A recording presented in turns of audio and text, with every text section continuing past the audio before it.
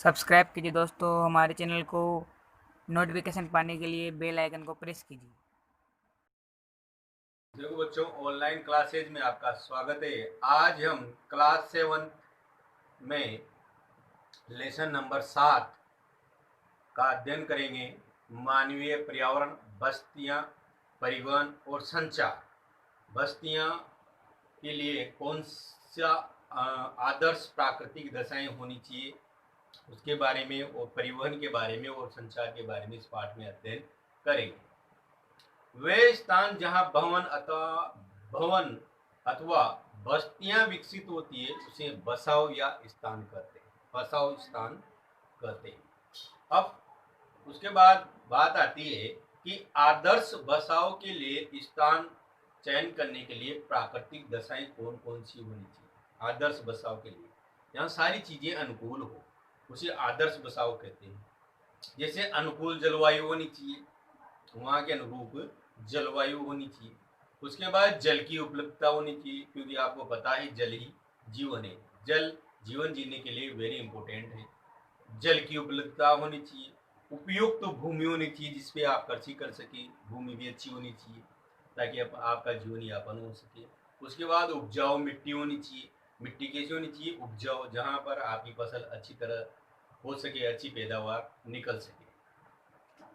तो आप देखिए आगे कि प्रारंभिक मानव जो था, मानव जो जीवन जो आरंभ हुआ मानव का, तो भोजन, वस्त्र, आवास के लिए पूर्ण रूप से प्रकृति पर निर्भर था। पूर्ण रूप से किस पर निर्भर था? प्राकृतिक मानव। जो प्रारंभिक जो मानव था वो पूर्ण रूप से प्रकृति पर निर्भर था। लेकिन समय के साथ साथ उसने नए नए कौशल विकसित करके खाद्य पदार्थों का उत्पादन, घर बनाने, यातायात और संचार के लिए बेहतर साधनों का विकास किया है। जैसे जैसे समय बदलता गया तो धीरे धीरे विकास की भी गति बढ़ती रही। इस प्रकार उसने अपने आवास के वातावरण को भी अपने अनुकूल बनाया। बस्तियां वे स्थान जहां लोग अपने लिए घर बनाते हैं।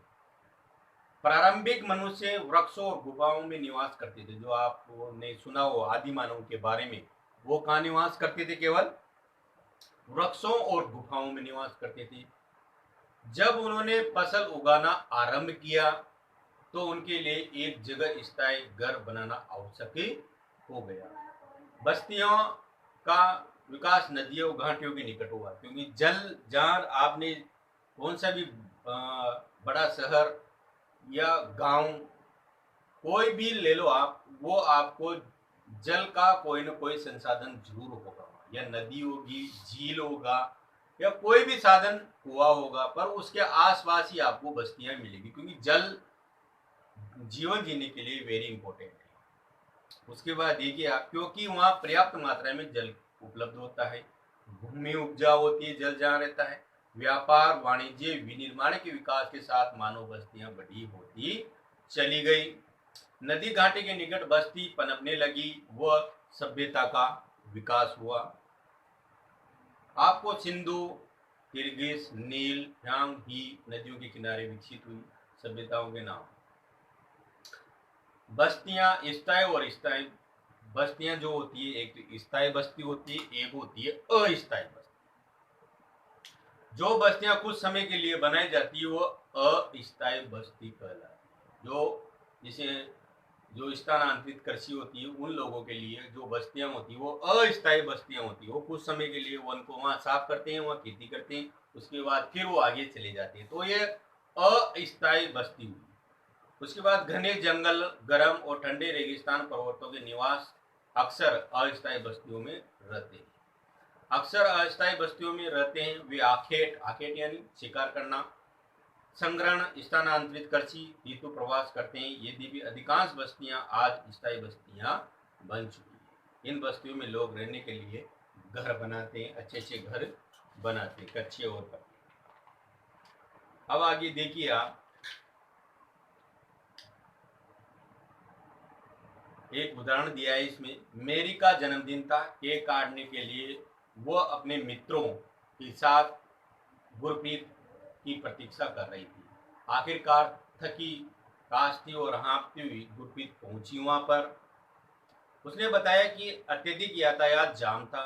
मेरी की माँ मिसेस थॉमस ने गुरप्रीत की पीठ थपथपाकर गहरी सांस भरी।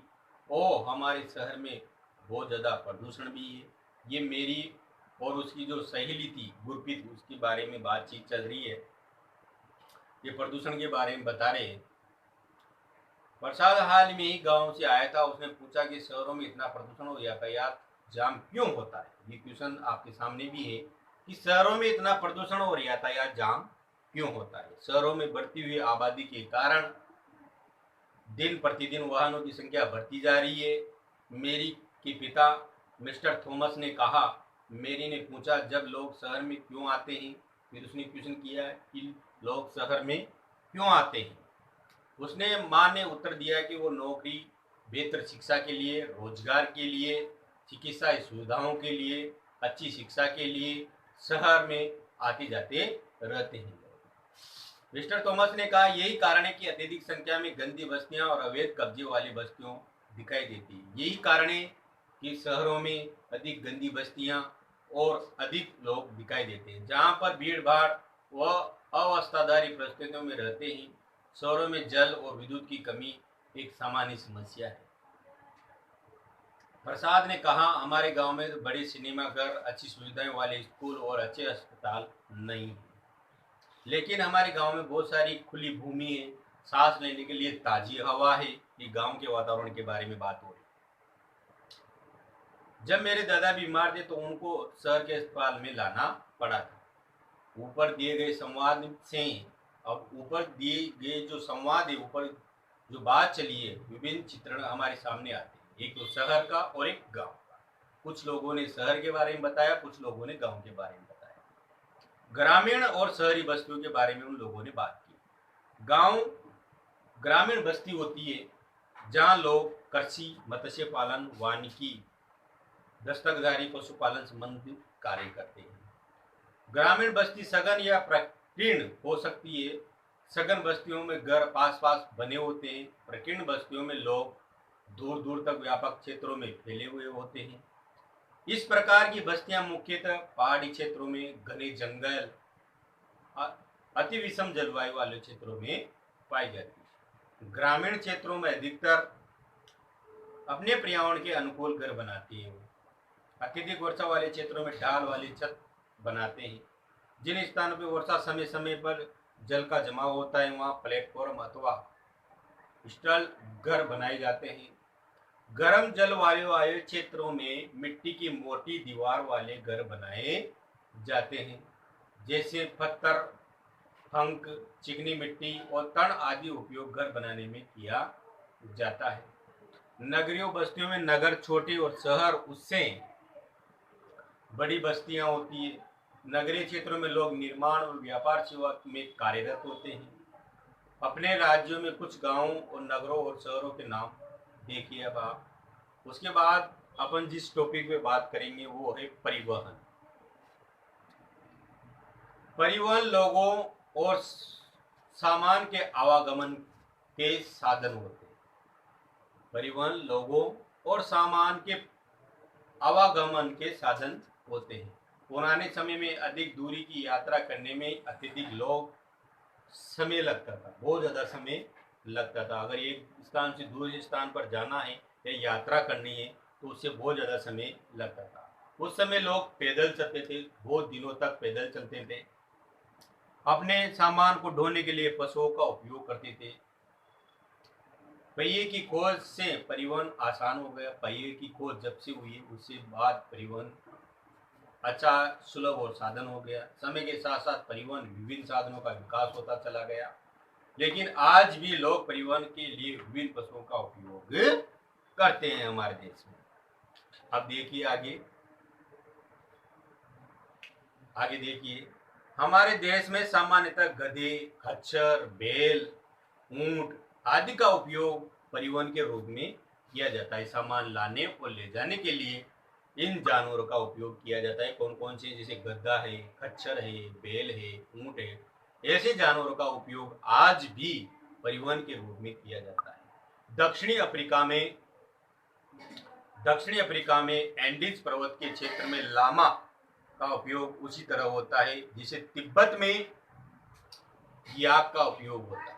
याक नाम सुना होगा आपने पहले भी इसका। तिब्बत में याक का उपयोग होता है। प्रदेश में अन्य देशों में व्यापारियों से आते हैं तो हवाई यात्रा परिवहन के द्रुत बना दिया है। आज भारत से यूरोप की यात्रा करने में केवल 6 से 8 घंटे का समय लगता है। आज हम यूरोप से जब भारत आते जाते रहते हैं तो उसमें 6 से 8 घंटे का समय लगता है केवल। इस प्रकार परिवहन के आधुनिक साधन का समय ऊर्जा की बचत करते हैं। आगे देखिए बाप, परिवहन के मुख्य 4 साधन सड़क मार्ग है। एक तो कौन कौन से? एक तो सड़क मार्ग है, रेल मार्ग है, जल मार्ग है और वायु मार्ग है। ये परिवहन के मुख्य 4 साधन हैं। आप सड़क मार्ग से भी परिवहन आ जा सकते हैं, रेल मार्ग से भी आ सकते हैं, जल मार्ग है और वायु मार्ग है। अब बात करेंगे अपन सड़क मार्ग। सड़क मार्ग क्या है? कम दूरी यातायात से सबसे अधिक उपयोग किए जाने वाले मार्ग सड़क ही है। सड़क पक्की और कच्ची हो सकती है। मैदानी क्षेत्रों में सड़क का बना और घना जाल बिछा हुआ है। मरुस्थल वाले क्षेत्रों में ऊंचे पर्वत जैसे स्थानों पर भी सड़क बनी हुई है। हिमालय पर्वत और मनाली लेह राजमार्ग में विश्व से सबसे ऊंची सड़क मार्गों में से एक है। लेह लद्दाख तक अब सड़क मार्ग बन चुका है। भूमिगत सड़कों का भूमिगत मार्ग सब वे कहते हैं जैसे फ्लाईओवर अत्यधिक संरचनाओं के ऊपर बनाए जाते हैं। ये सब सड़क मार्ग बन चुके हैं। उसके बाद है रेल मार्ग। रेल मार्ग द्वारा तीव्रता से कम खर्च में लोगों का आवागमन, भारी सामानों को ढोने का कार्य भी होता है रेल मार्ग के द्वारा। वाष्प के इंजन की खोज औद्योगिक क्रांति ने रेल परिवहन और तीव्र विकास की सहायता से प्रदान की है। डीजल और विद्युत इंजनों के व्यापक रूप से वाष्प के इंजनों को के स्थान ले लिया है। सुपर फास्ट रेलगाड़ियों से परिवहन की गति और तीव्र हो गई है। विद्युत इंजन जब से आए हैं तो रेल जो है उसकी गति तीव्र हो गई है। उन्नत औद्योगिक कौशल से दुर्गम पहाड़ी क्षेत्रों में रेल मार्ग बनाना संभव हो गया है, लेकिन इनकी संख्या काफ़ी कम है। भारतीय रेल मार्गों का जाल भली भांति विकसित है। ये एशिया में सबसे बड़ा है।